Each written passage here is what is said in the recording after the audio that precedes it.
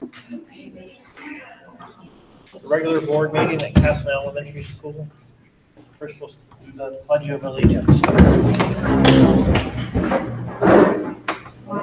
Pledge allegiance to the flag of the United States of America and to the republic for which it stands, one nation, under God, indivisible, with liberty and justice for all.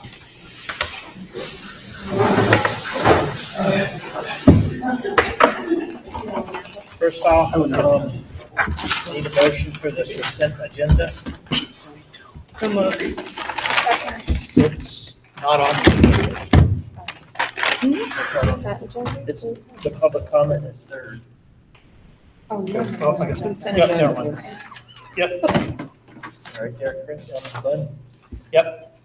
Looking at the wrong paper. Okay. If there's any questions or, oh, I'm sorry.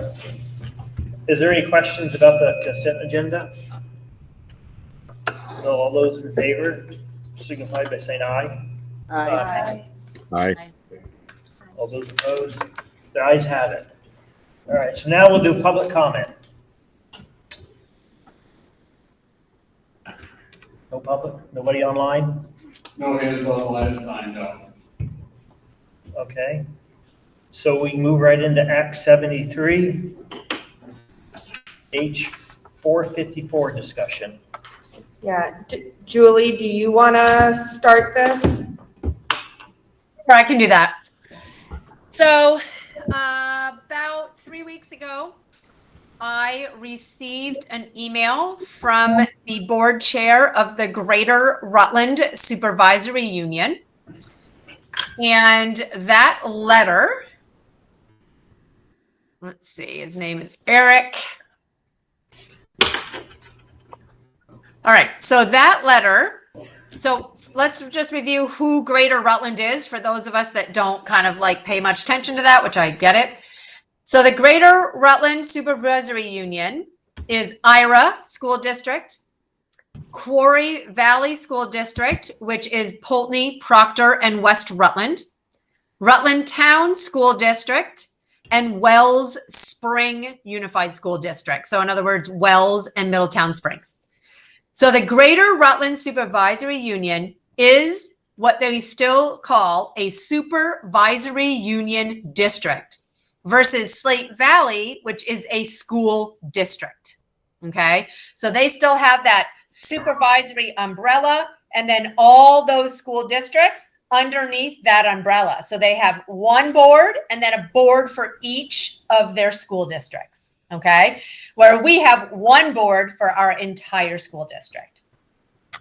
So Eric reached out and asked if we were interested in coming together with them to talk about whether we are interested in being a supervisory union.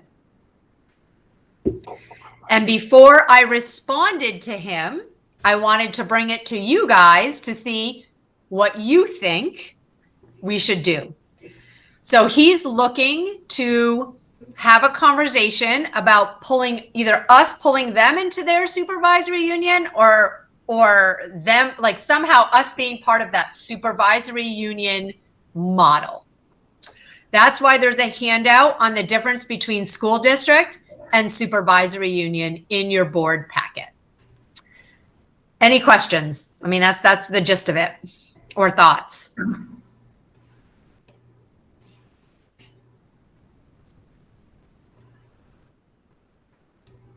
Oh, you're muted, John. So what were the schools again? So the schools in this district are Ira School District, Quarry Valley, which consists of Poultney, Proctor, and West Rutland, Rutland Town School District, and Wells Spring Unified Union School District, which consists of Wells and Middletown Springs.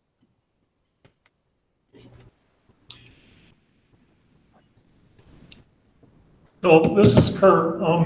Was he asking if we wanted to join their supervisory union, or what was he asking? Yep, that's a very good question. So I'll read it to you. I mean, but I don't mind reading. It says, introduces himself, says he's the chair of the board of the Greater Rutland Supervisory Union, and I'm reaching out on behalf of this board about Act 73 redistricting. The GRCSU board has discussed redistricting and approved the statement below, which I will read in a minute. Additionally, the redistricting task force has been informed of our objective to work with surrounding districts to remain in a supervisory union structure. With that in mind, we would welcome the opportunity to connect with you and your board to explore how we might work together as a supervisory union through the redistricting process. We are hopeful that by engaging in open and constructive dialogue, we can find common ground that preserves everyone's strengths while meeting the needs of our communities. I look forward to hearing from you soon. And then he attached the statement that they sent to the redistricting committee, which states that Greater Rutland Supervisory Union, being comprised of those school districts, moves to remain a supervisory union within a larger governance region to the extent practicable under the terms of Act 73. The Greater Rutland County Supervisory Union will submit our statement of intent to the new redistricting task force when it is established, and will reach out to neighboring school districts to explore combining into a larger supervisory union. Our purpose is to optimize cost savings and efficiencies where possible, while maintaining local democratic engagement, oversight, and accountability in order to achieve excellent educational outcomes for our community's children and youth at a cost Vermonters can't afford. So basically, he's asking us to be a part of a supervisory union. But we don't know if the map is going to put us with them, correct? That is right. That is right, Kurt. And I think what he's doing is they're trying to like preemptively have a plan ready to be a supervisory union in the face of this redistricting. So it's like their intent is to be a supervisory union, not a school district. So are we saying that this would basically bring us back to where we were before Act 46 and include all these people as other budgets and whatever? Yes. Oh, God. I just got to say, wow. Susan So I has a got a question. two-part thing. How is that really gonna benefit us? And are there other districts that are considering this across the state? Is there any buzz going on that other districts up north, down south, whatever, have we heard anybody thinking this is a good idea? And honestly, I feel like we're the stronger ones, so I feel like we're gonna be picking up. Okay, never mind. So Brooke, I'll answer the, do we think this is beneficial? Then you can answer the buzz. See if there's any buzz out there. Okay. Sue, I personally do not think it's beneficial, but as a board, we need to decide how I respond to Eric. No, we are not interested, or yes, we are interested. That's just kind of what I need from you guys from this conversation. Patty, do you still have a question? Yes. I keenly recall what this SU was like and the amount of time that was spent with individual schools, for superintendents, for school boards, for the central office, for all of those people.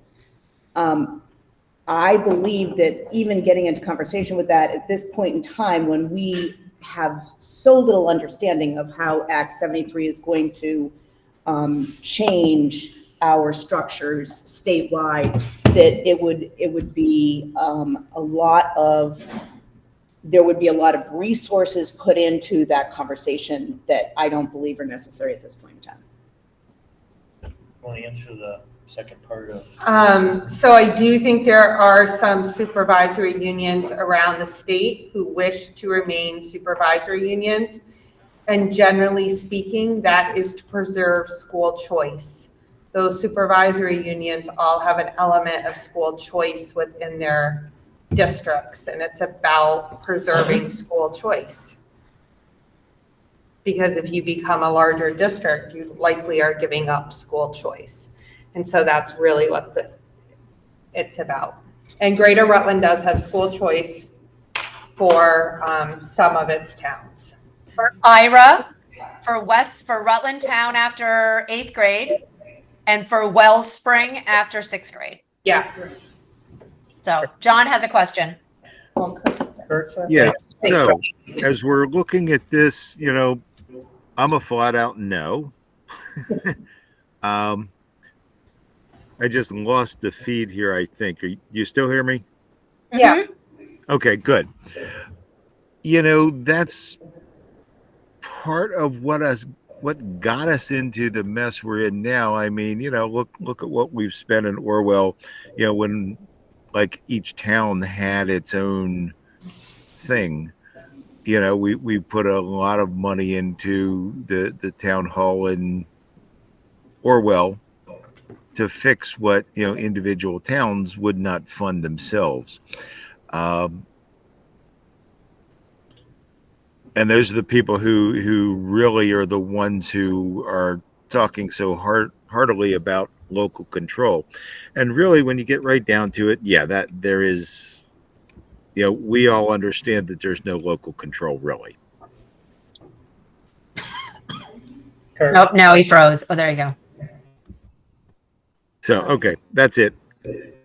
Yeah, I'm actually looking up right now what their enrollment is. The legislation tasked the redistricting committee with having districts of at least 4,000 students.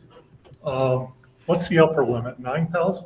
8,000. 4 to 8. Okay, 4 to 8. We're practical. I mean, there's an out there. So Yeah. I'm wondering if a merger with Greater Rutland would bring us to 4,000. No, It would not. it's just under. I had figured that us and Rutland City and Mill River would be 4,000. Of course, our enrollment's down a little. I think it's more us, Greater Rutland, and Otter Valley. That would be 4,000 at least? Yep. Yeah, that would be over Okay. 4,000. Yep. But I think the bottom line is that it's more about like what kind of structure we want to function under. Right? I mean, John brought up, hey, maybe people didn't want to fix certain things. I'm more about the amount of work a central office is required to do when you have that many entities that you are responsible for versus one entity. Talk about more employees, which is what we've been trying not to do. Glenn's got a question. Well, it's more of a comment, but this just seems like a step back into prehistoric time from where we've been. I mean, what were they talking, GRSU, like 7 boards that they have? I think they have. Or- 1, 2, 3, 4, 5. They have 5 total. SU and 4 school districts. All right. So then we would be throwing another 6 on top of that. So now you're at 11. So So, we would just, Well, we're still not, but we'd have to combine with somebody else. no, but I mean, Yeah, but what I'm getting at is the whole SU piece. You're looking at 11 board meetings a month for central office to go to.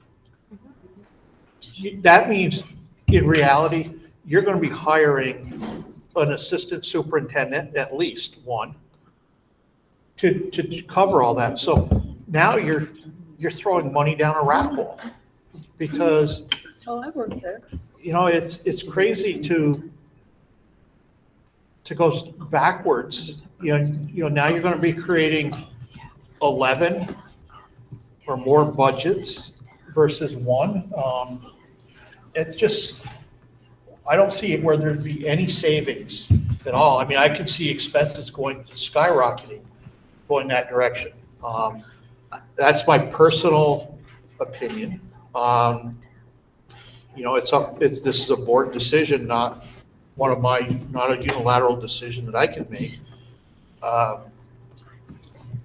And I think that there's certainly people within that district that don't want to lose their school choice.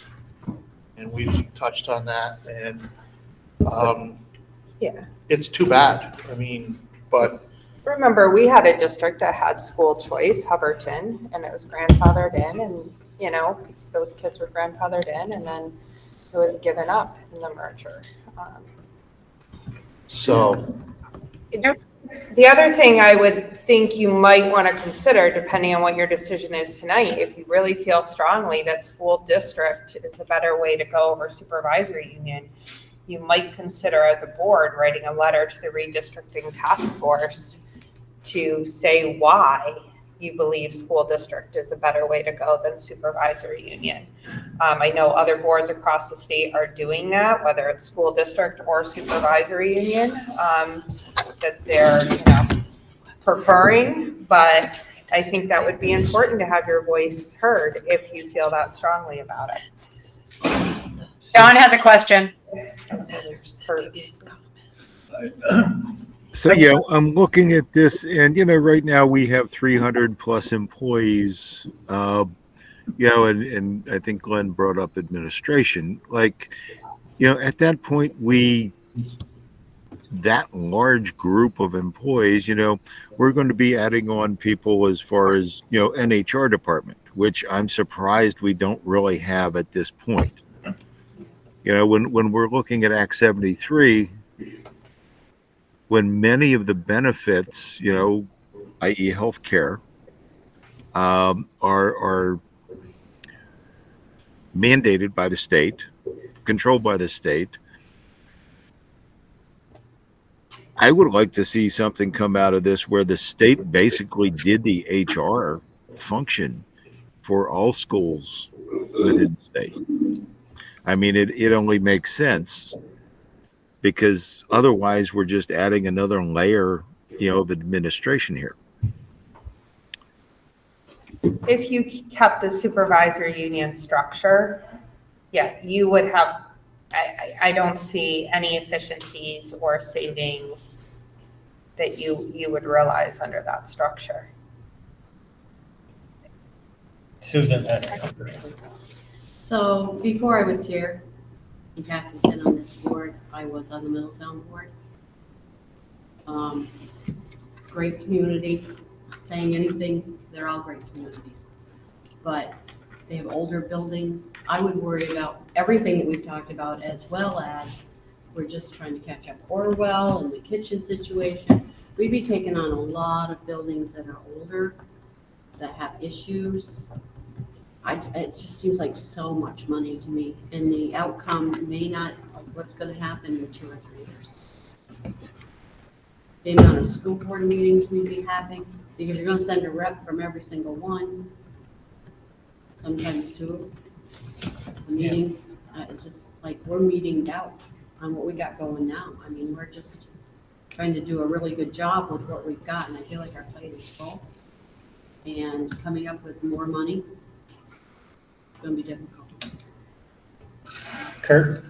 So I had kind of a theory in the finance committee meeting that they're trying to, at the very least, slow walk, the governor and the secretary, and maybe completely sabotage them. And I think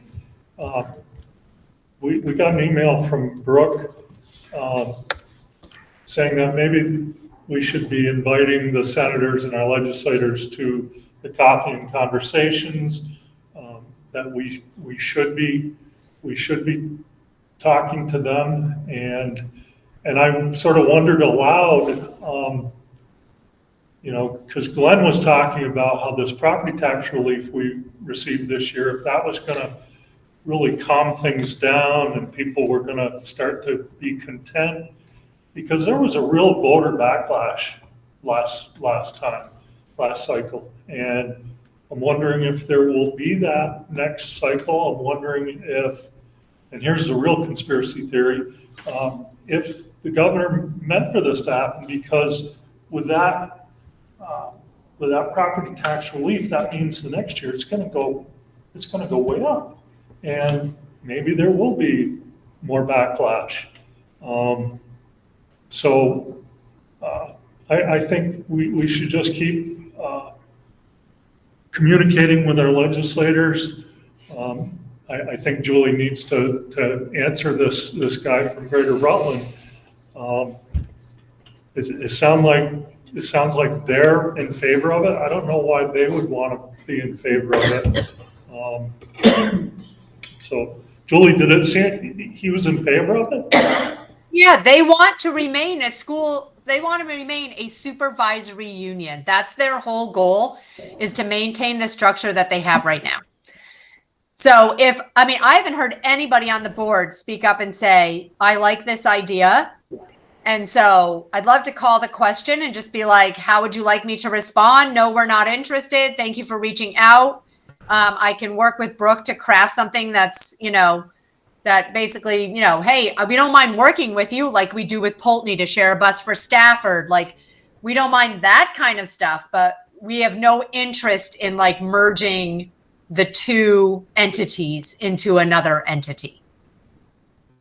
So moved. Second. To direct Julie and Brooke to write some sort of negative response to this. So.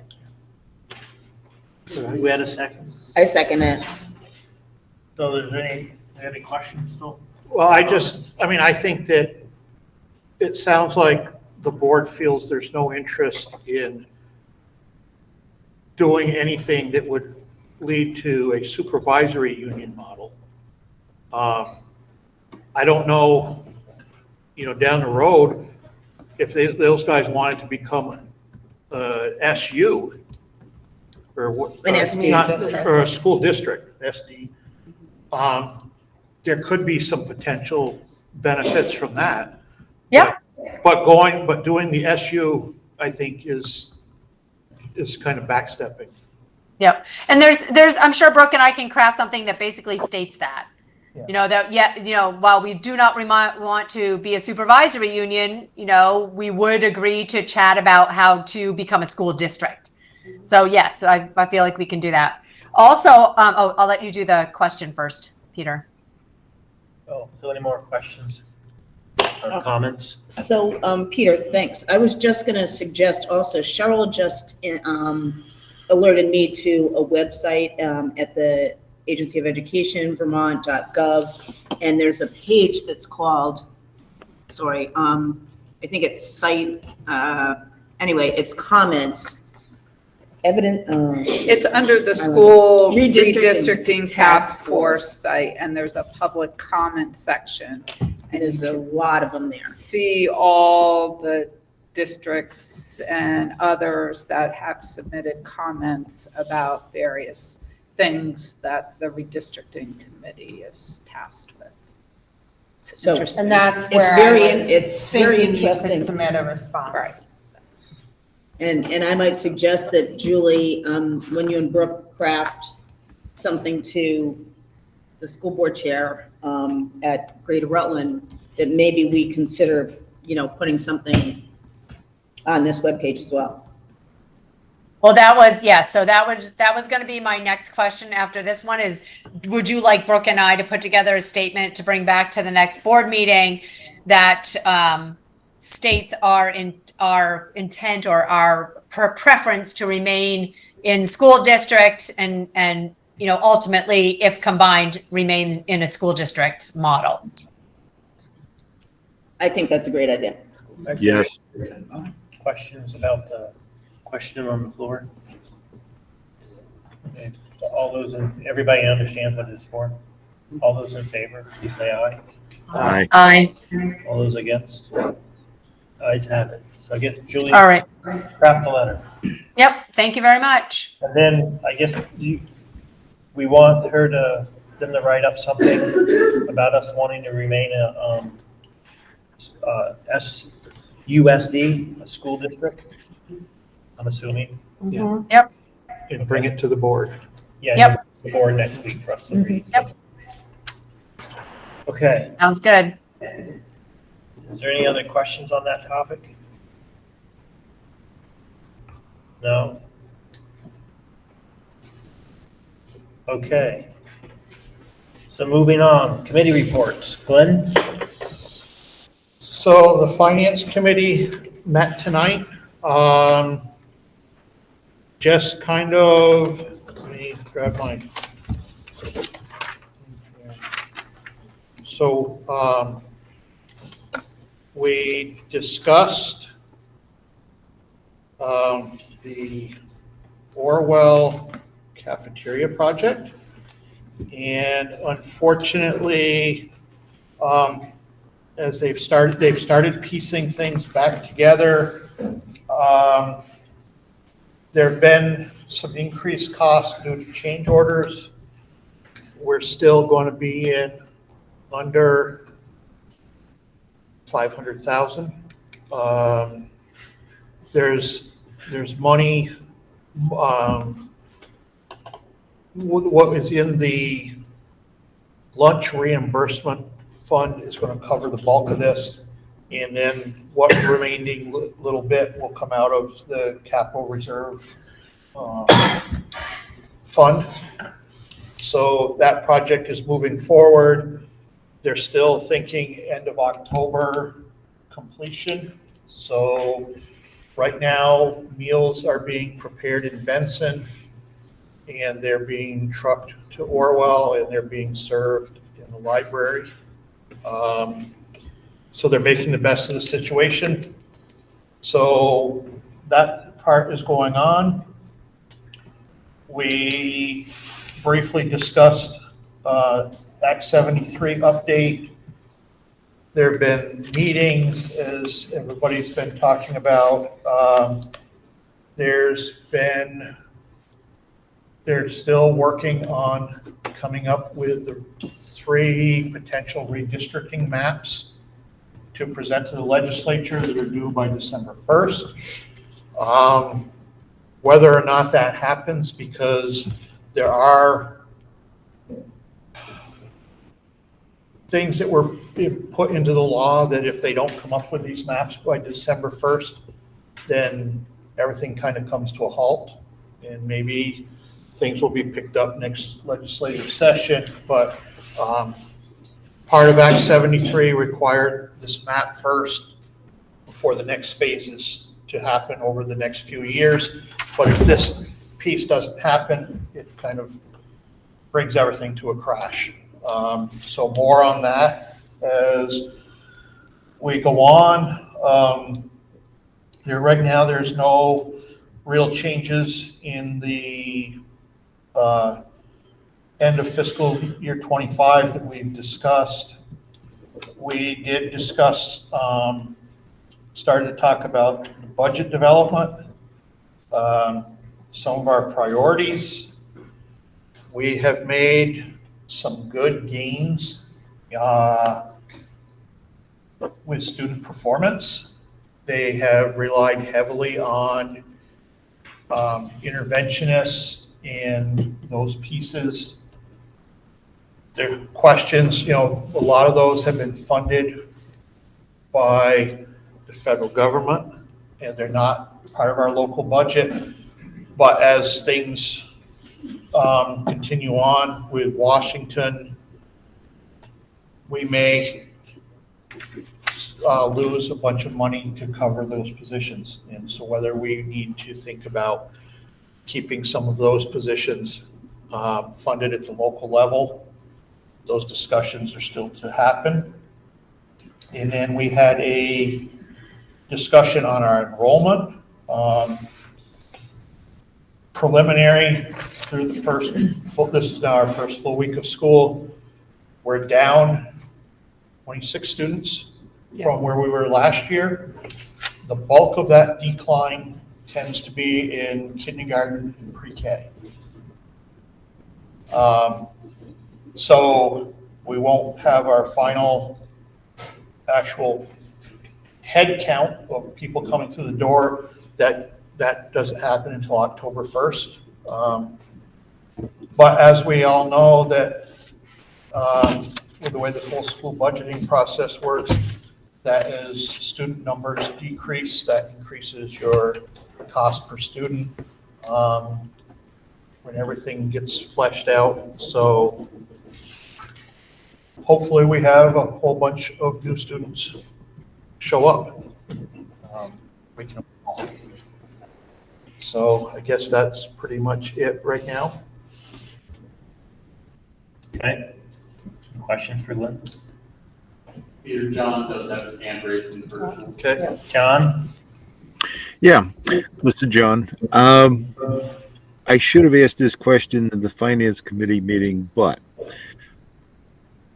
so the drop in pre-K students, that group, does that have anything to do with a drop in participation from Benson from our decision last year to move that program to Castleton? No, I would say not. that no. The reason why we decreased the number of programs that we were offering is because we've seen a decrease in the number of students. Okay, thank you very much. Yep. And also too, for context, we have 67 kindergartners in the district this year. So we went from having 6 sections of kindergarten across the 4 schools to now only 4 sections of kindergarten. So it's a pretty big decrease in kindergarten and pre-K we're seeing. Okay. All right, next is Building and Grounds Committee. That'd be me. So we met 2 weeks ago. In Benson, they finished painting. Grease trap was replaced. In Castleton, they did the stormwater project. People must have noticed the new pavement out there. It's required by the state, so the water drains and gets collected. They paid 90% of it, and they did it along the roof line too. At the Fairhaven Graded School, the stairs were resurfaced on the side, mainly for fire escape. Vines were taken off of the building. Stone was removed from the roof and patched to help stop it from leaking. At some point, we're going to have to replace the whole roof. At Orwell, we know that the cafeteria is being redone. That's moving along. Nurses' Interest was relocated, and then we got a new fence. Then at the high school, the drainage project was done. The same thing, the state paid 90% of it.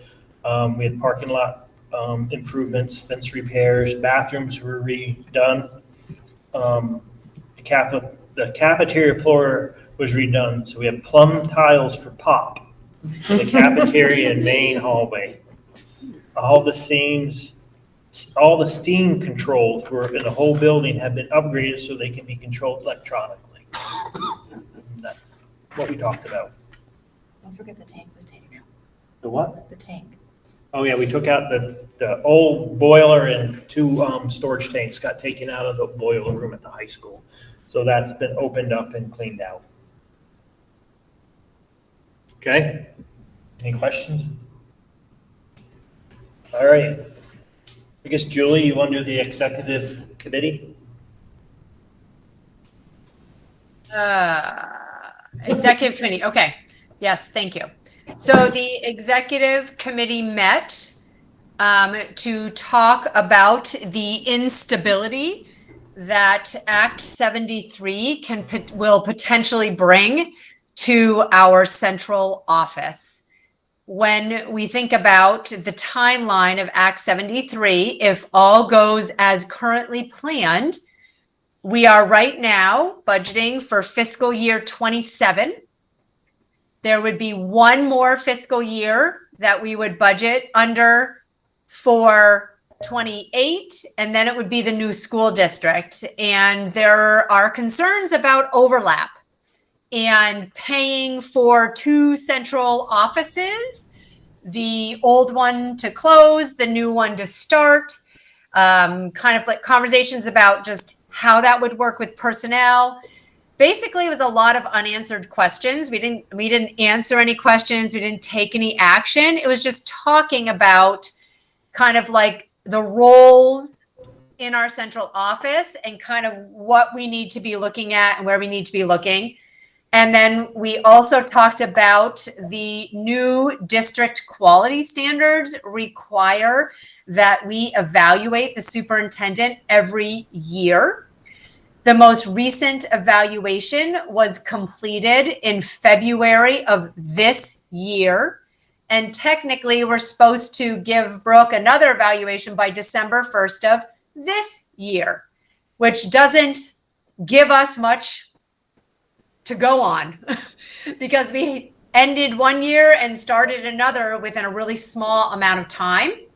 So the executive committee decided that we would just evaluate Brooke on her goals and then start up a better cycle starting for next year, where we go from right now to right now of next year, instead of this short little 6-month window that happened because of last year. So that was it on executive committee. Okay. All right, so we move on to the second public comment.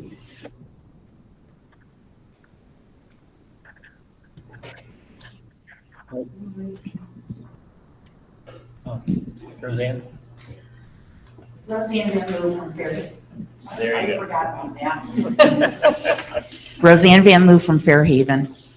So, and it's probably just because I've completely forgotten, it's been a while, but when we consolidated, I know that Fairhaven grade school had reserve accounts for, I think it was the boiler, the roof, and transportation. Is that correct? There were a bunch of different ones, and it was the only amount remaining. I think what we ended up doing was consolidating them together, and then we were holding on to the last amount. And Chris just did a project. There's like $1,500 left. Chris just did a project. It was the steps that. The roof project. The roof, okay, the roof, that basically finished it up. So It was we're like using, $35,000 or something. we use the reserve account to fix the roof temporarily. So now the money to fix it, to put a new roof on, is gonna have to come from the whole school district. Okay, that's all I needed to clarify. Okay, thank you. Any other questions? Agenda building. The letter for the redistricting task force.